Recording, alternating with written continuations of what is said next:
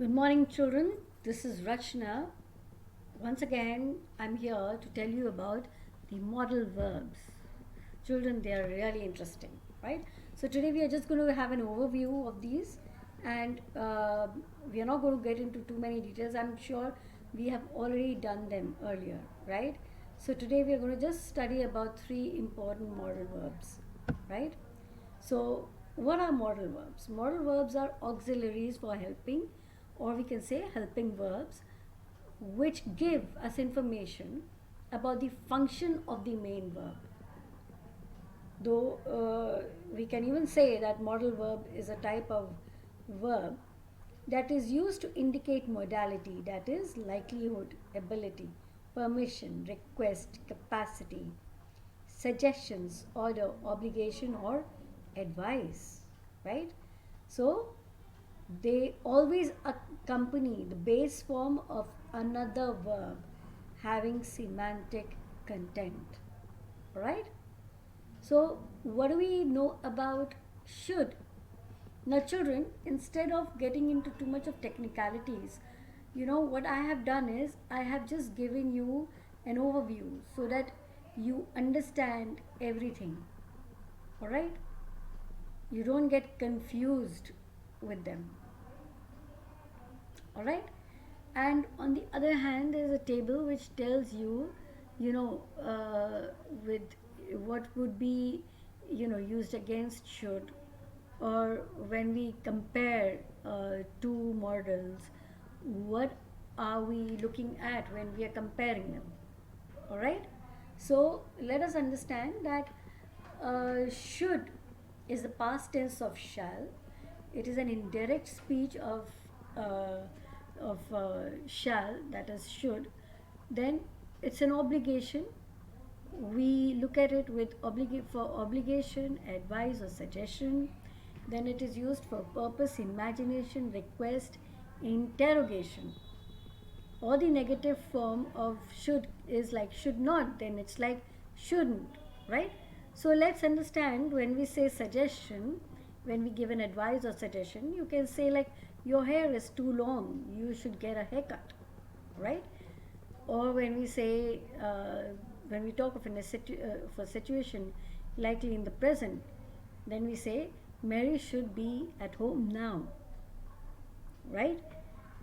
When it's likelihood in the future, or when there is a prediction, right, then it's supposed to be like they should win tonight, they're a better team, right? So when we have should have, like most of the time we do use should have, right? So the subject did not fulfill their obligation in the past or did not act responsibly, then we have something like you should have given your boss the report, right? Or when we talk of should plus be plus the verb with ing, is like the meaning is what? The subject is not fulfilling their obligation now or is not acting sensibly. So then we say you should be wearing your seat belt, or we should be studying for the test right now. Alright? So when we're using it to advise not to do something, usually because it is bad or wrong, then we can say you shouldn't throw your litter onto the street, or he shouldn't play with those wires, right? So now I hope you've understood should.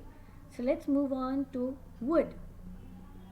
So when we're talking about would, it becomes the past tense of will. Hmm? It is commonly used to create conditional verbs. Alright? Then it's the repeated action.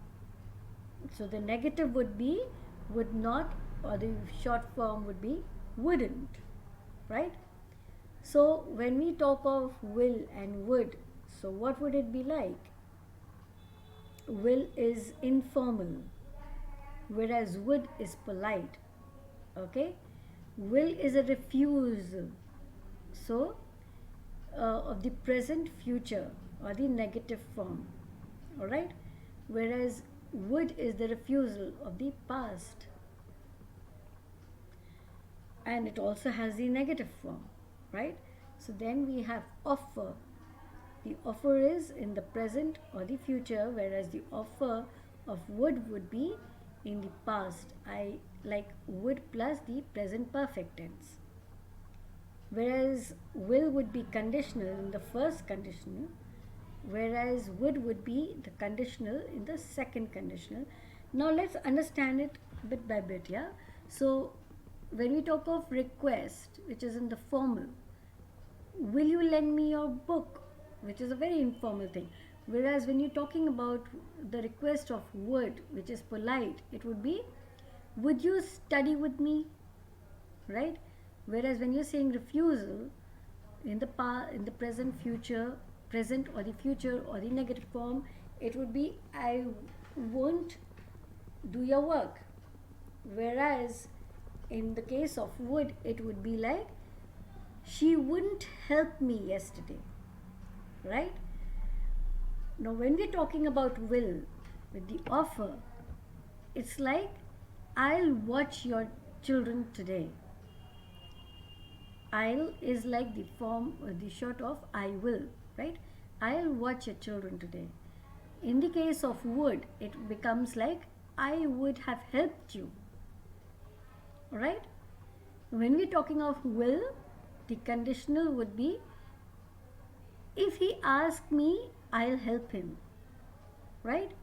Whereas for would, it will be, if I had more money, I would buy a car. And in the case of third conditional, it is, if I had studied, I would have passed, right? So when we're talking about the future, it's like, we will visit Spain next month. Whereas future is in the past would be, he said that he would help us move next week, right? So children, I hope you don't forget that will is basically an auxiliary for the future tense, right? So let's talk about could or can.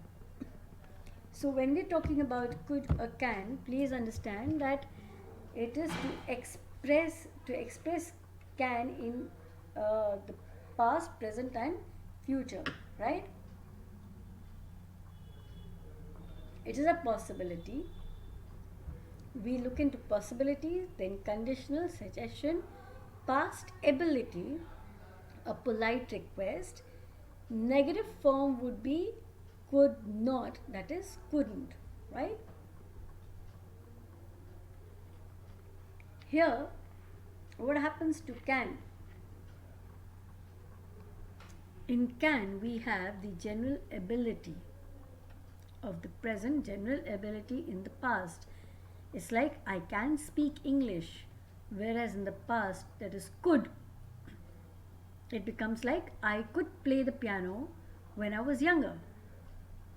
So when we're talking about can for informal, and you ask for permission, it's like, can I borrow your pen please?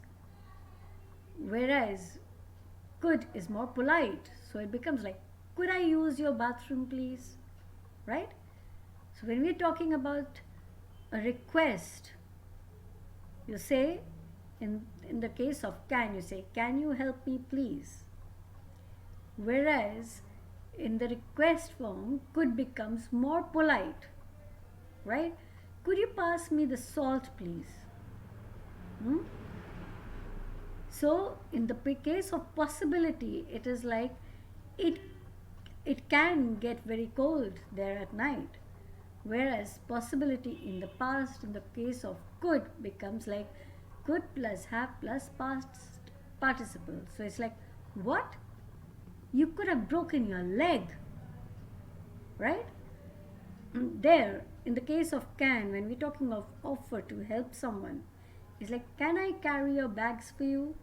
Whereas in the case of a suggestion, in the case of could, when asked what to do, it's like, we could go to the movies if you like, right?